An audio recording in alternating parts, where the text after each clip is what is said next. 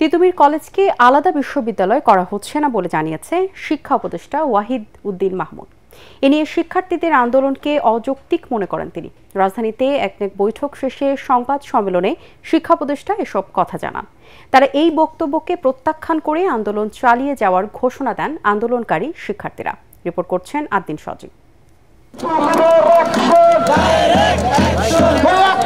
তিতুমীর কলেজকে স্বতন্ত্র বিশ্ববিদ্যালয় করার দাবিতে আমরণ অনশনের ব্যানার টানিয়ে টানা আন্দোলনে শিক্ষার্থীরা রাজধানীর মহাখালীতে কখনো কলেজের সামনে, কখনো প্রধান সড়ক অবরোধ করে প্রতিবাদ জানাচ্ছে তারা।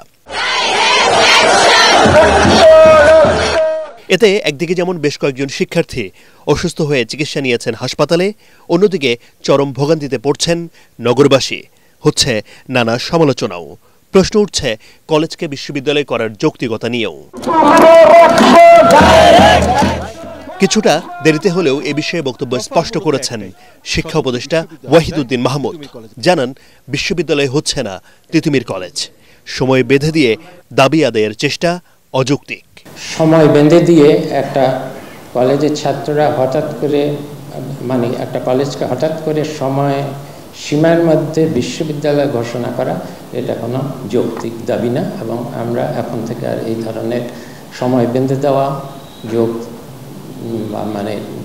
দাবির মুখে এমন সিদ্ধান্ত নেব না যেটা শুধু আমাদের সময়ের না, এটা পরবর্তী অনেক সময়ের ভবিষ্যতে বহুদিনের জন্য এটা একটা অযৌক্তিক সিদ্ধান্ত করলে সেটা বহুদিনের জন্য একটা বোঝা হয়ে থাকবে। সঠিক প্যাড আর সঠিক তথ্য দিয়ে এসব সামলে নিব এক হয়ে। Monalisa sanitary napkin. তবে 7 কলেজ নিয়ে আলাদা বিশ্ববিদ্যালয় করার উদ্যোগ নেওয়া হয়েছে বলে জানান শিক্ষা উপদেষ্টা।